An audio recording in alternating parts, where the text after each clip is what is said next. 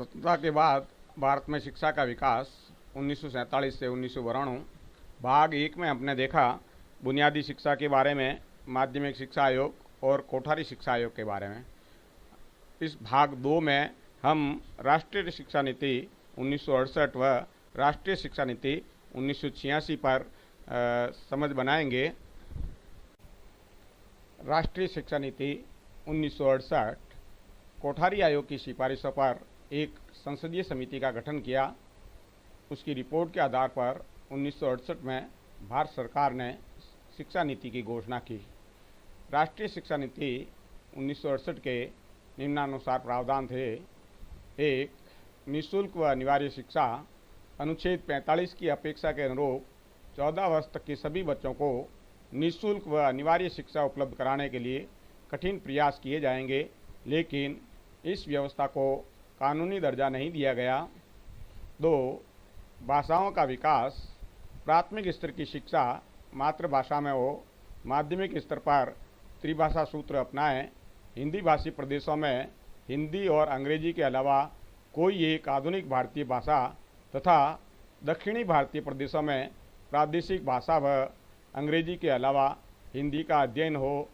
अनुच्छेद 351 के तहत संपर्क भाषा के रूप में हिंदी का विकास हो। तीसरा, शैक्षिक अवसरों का समानीकरण।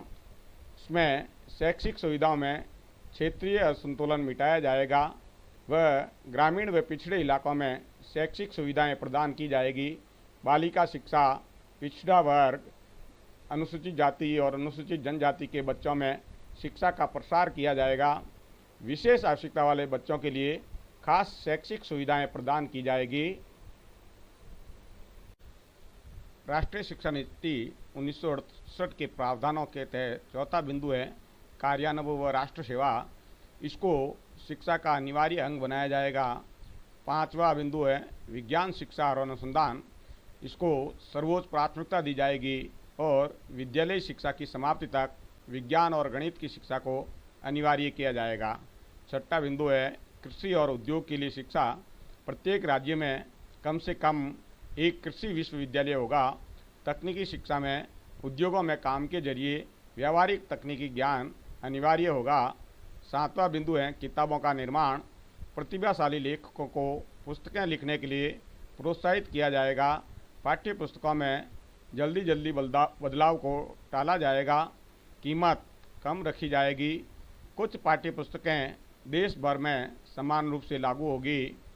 परीक्षा में मूल्यांकन को नियमित प्रक्रिया बनाया जाएगा, जिससे गुणवत्ता के प्रमाणीकरण के बदले विद्यार्थियों को अपना उपलब्धि स्तर सुधारने में मदद मिल सके।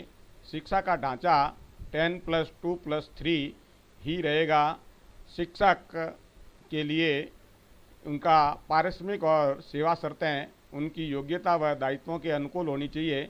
शोध व अध्ययन करने की स्वतंत्रता होगी व सेवाकालीन प्रशिक्षण पर जोर दिया जाएगा। इसकी जो समीक्षा में ये बात उभर करके सामने आई कि 10+2+3 प्रणाली व त्रिभाषा सूत्र लागू कर दिया गया। निःशुल्क व अनिवार्य शिक्षा 2009 में लागू हुआ। इसका जो मुख्य कारण रहा वो अपर्याप्त वित्तीय प्रावधान थे। राष्ट्रीय शिक्षा नीति 1986 में बनी यह शिक्षा नीति आज भी प्रभावी है। यह कोठारी आयोग की सिफारिशों पर आधारित है। यह नीति शिक्षा का विषय समवर्ती सूची में आने से केंद्र सरकार की बढ़ती पहल और भूमिका को भी दर्शाती है। राष्ट्रीय शिक्षा नीति 1986 के खास प्रावधान इस प्रकार से हैं। नंबर 1, समान स्कूल व्यवस्था और प्रारंभिक शिक्षा बिना किसी जात पात, धर्म, स्थान या लिंग भेद के लगभग एक जैसी शिक्षा व्यवस्था उपलब्ध हो। 2, प्रारंभिक शिक्षा में 14 वर्ष तक सभी बच्चों को विद्यालय में प्रवेश लेने व विद्यालय में टिके रहने पर तथा शिक्षा की गुणवत्ता सुधारने पर जोर दिया जाएगा।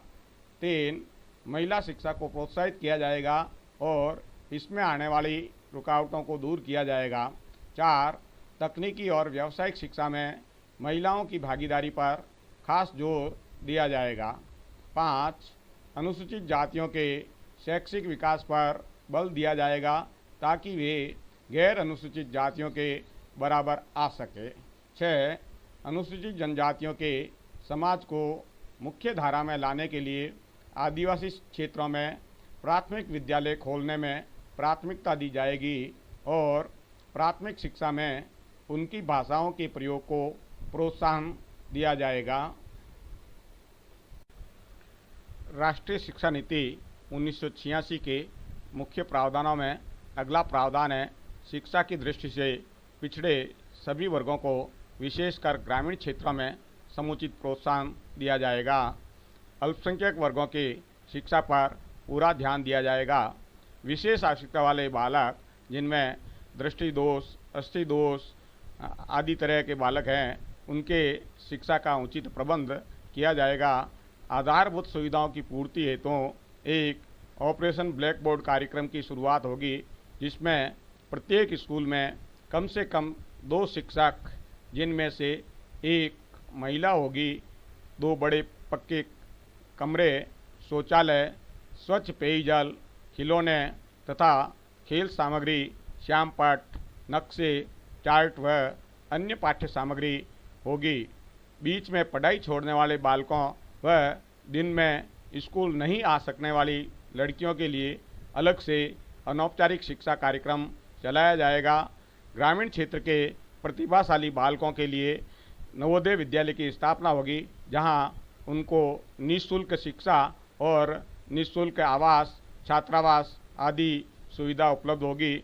अध्यापक शिक्षा हेतु प्रत्येक जिले में डाइट या जिला शिक्षा एवं प्रशिक्षण संस्थान की स्थापना होगी, जहां सेवारत शिक्षक प्रशिक्षण और सेवा पूर्व शिक्षक प्रशिक्षण कार्यक्रम चलाए जाएंगे। केंद्र सरकार पूरे देश के लिए एक समान पाठ्यचर्या या करिकुलम तैयार करेगी। यशपाल कमेटी 1992 शिक्षा बिना बोझ के। 1990 के दशक में शिक्षा का बोझ एक अत्यंत चर्चित मुद्दा रहा। संसद तक इस मुद्दे की गूंज उठी। इस पर सुझाव देने हेतु मानव संसाधन विकास मंत्रालय ने 1992 में एक समिति का गठन किया, जिसके अध्यक्ष प्रोफेसर यशपाल थे।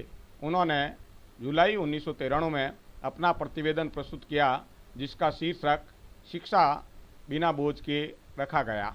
समिति के अनुसार बोझ 2 प्रकार के हैं। एक भौतिक बोझ जैसे बस्ता, टिफिन, पानी की बोतल आदि। दूसरा सीखने का बोझ जैसे ज्ञान बच्चों के सीखने के स्तर से ऊंचा है, अत्यधिक बड़ी कक्षा, भारी पाठ्यक्रम, कठिन पुस्तकें, कक्षा कार्य, गृह कार्य, ट्यूशन कार्य आदि।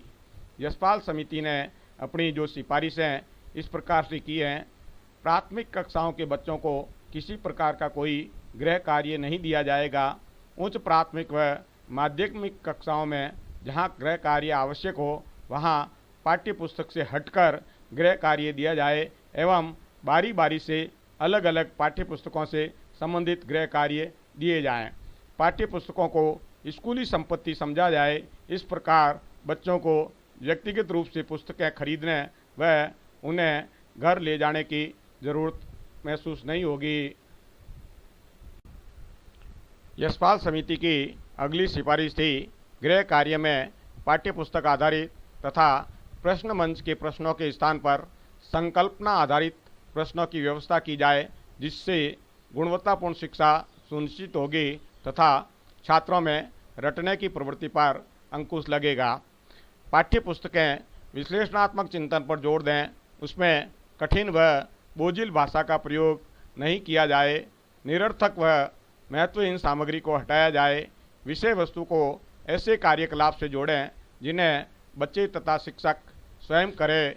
मौजूदा नागरिक शास्त्र को समाप्त करके उसके स्थान पर सामाजिक अध्ययन को रखने पर जोर दिया गया।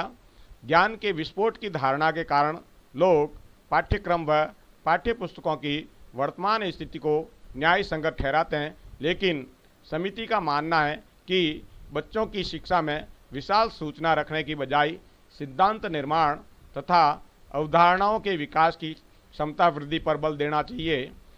अगला जो सिफारिश है, बीएड प्रशिक्षण कार्यक्रम में माध्यमिक, प्रारंभिक तथा नर्सरी स्तर पर शिक्षण हेतु विशेषज्ञता प्राप्त करने का प्रावधान होना चाहिए। गुणवत्ता हेतु पत्राचार से बीएड डिग्री के पाठ्यक्रमों की मान्यता समाप्त करनी चाहिए। स्नातक के लिए बीएड की अवधि 1 वर्ष तथा उच्चतर माध्यमिक शिक्षा पूरी करने के पश्चात बीएड की अवधि 3 से 4 वर्ष की हो। यशपाल समिति के सुझावों की समीक्षा। यशपाल समिति ने 1993 में अपना प्रतिवेदन प्रस्तुत किया, लेकिन शिक्षा के स्वरूप में कोई बुनियादी परिवर्तन नहीं आया। श्री YN चतुर्वेदी की अध्यक्षता में एक समिति गठित की गई, जिसे यशपाल समिति की सिफारिशों की जांच का काम सौंपा, जिसने समिति की सिफारिशों पर या तो प्रश्न चिन्ह खड़े किए या उसका दायरा सीमित करने की कोशिश की।